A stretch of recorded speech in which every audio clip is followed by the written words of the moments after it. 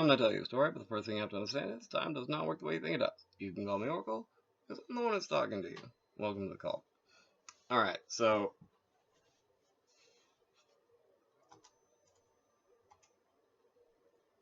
quick update from the literal actual last video, because that just happened. So, for anyone who's like, you can't watch The Princess Bride, I don't care if you're a good person or a bad person. If you can't watch that movie, I'm sorry. If you have that sentiment, then I totally understand. But I have a good news, bad news on that.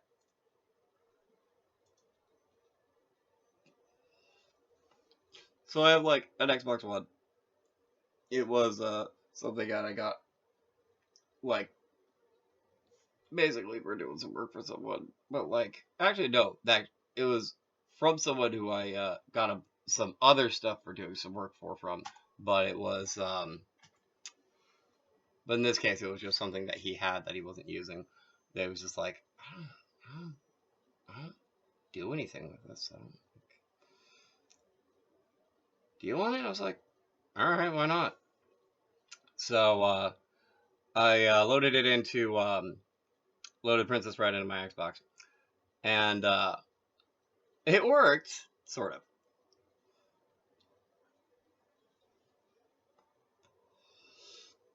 So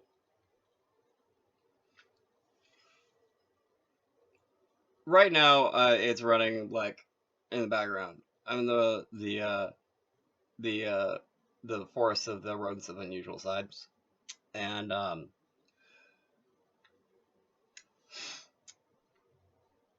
I can watch it, but I can't hear it.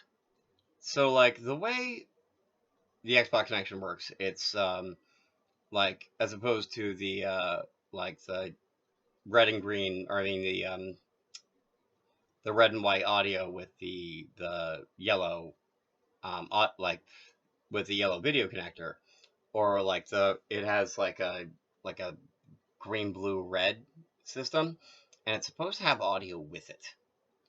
But like the picture's there, but the audio isn't, and I'm really really irritated about it. I might have to like disconnect the cables and put it back in, because like I tried it on the TV end, and I might try it on the Xbox end. If that doesn't work, because I feel like this would be the first time that specific problem happened. Um, I'm gonna see if I can look something up online about it.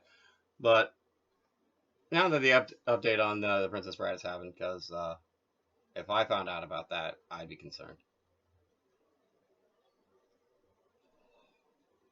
On the plus side, I know I know that movie so well that having no audio almost literally makes no difference, because like inconceivable. You keep using that word. I don't think it means what you think it means. Unless your opponent has studied as a gripper, which I have, especially in the fencing, especially in the fencing parts. Like I see you using Benedetti's defense against me. I thought it fitting, considering the terrain. See, that's exactly what I'm talking about. I'm like a hardcore geek about that. I'm a hardcore geek about a lot of stuff, like magic. It's interesting, like how much of a hardcore geek I am about magic. When like Miracle Max is literally the only magical part of that movie. Oh, but actually no. Considering how much I'm of the opinion that True Love has its own magic, that by itself means I love that movie. Well, true love is what brings us together today. All right, so now that's done. I mentioned in the last video the Lord of the Dark Forest being a pain in my keister. Because he's a pain in my keister.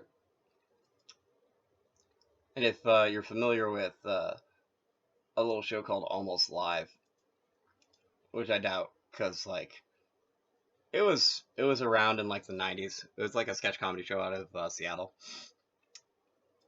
and it was so good. Mind your manners with Billy Kwan. But one of the people was actually named John Keister.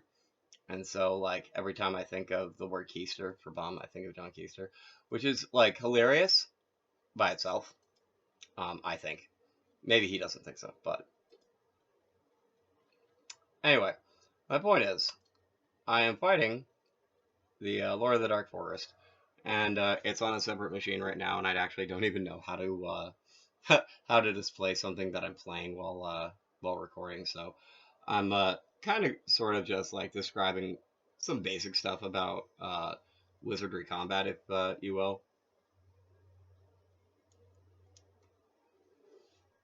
While I kind of try to show you all how easy it is for me to get straight up marked by the Lord of the Dark Forest. So I have a magic screen up, maximum level I can have it, and I have an enchanted blade, which means I should be doing more damage, and magic should have a standing percent chance to just not work for the entire, like, against the entire party if it's like offensive magic against them, in theory.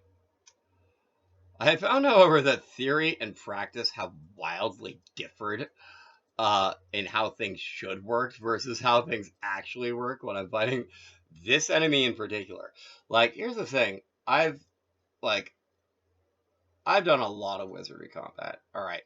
So basically what I'm doing now is I have my 3 samurai on combat. I'm hoping I crit this dude because like I feel like with the way my magic has been working, I need a crit to actually make this work for me. So I have my alchemist doing an air pocket in case someone does something stupid like toxic gas. Ugh.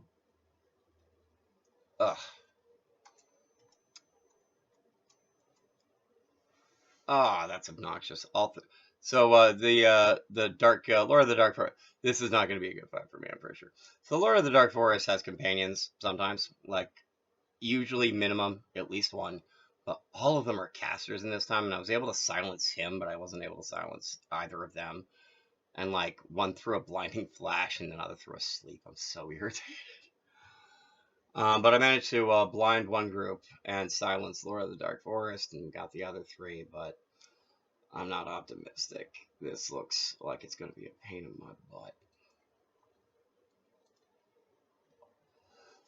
Alright, I'm not going to make you all, like, sit here, because I was expecting him to drop, like, a prismatic lights or a dazzling lights to just wipe the entire party in the first round.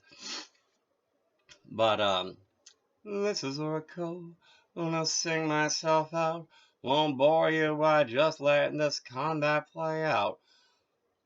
I seriously doubt I'm gonna win, and that's fine for now. I'll reload later and let you know how things turn out. So dream safely out there. To all of you from Oracle, me right here.